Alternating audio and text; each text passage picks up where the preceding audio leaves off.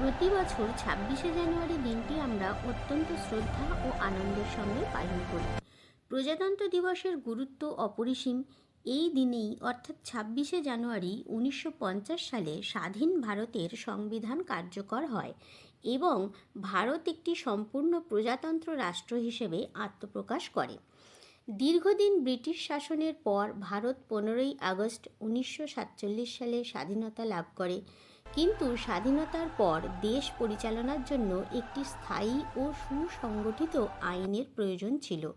সেই কারণেই ভারতের সংবিধান রচনার উদ্যোগ নেওয়া হয়। 9ই ডিসেম্বর 1946 সালে গণপরিষদের মাধ্যমে সংবিধান লেখার কাজ শুরু হয়। সংবিধানের খসড়া কমিটির চেয়ারম্যান ছিলেন ডক্টর ভীমরাও আম্বেদকর। প্রায় 2 বছর 11 মাস 18 দিন অক্লান্ত পরিশ্রমের মাধ্যমে এই সংবিধান রচনা করা হয়। এটি 26শে নভেম্বর 1949 সালে গৃহীত হয় এবং 26শে জানুয়ারি 1950 সালে কার্যকর হয়। এই দিন থেকেই ভারত একটি প্রজাতন্ত্র রাষ্ট্র হিসেবে আত্মপ্রকাশ করে। 26শে জানুয়ারি দিনটি বেছে নেওয়া হয়েছিল কারণ 1930 সালের এই দিনেই ভারতীয় জাতীয় কংগ্রেস পূর্ণ স্বরাজের ঘোষণা করেছিল।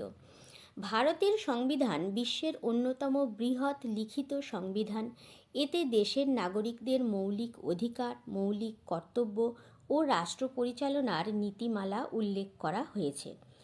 সংবিধান সকল নাগরিককে ধর্ম, বর্ণ, ভাষা ও লিঙ্গ নির্বিশেষে সমান অধিকার প্রদান করে।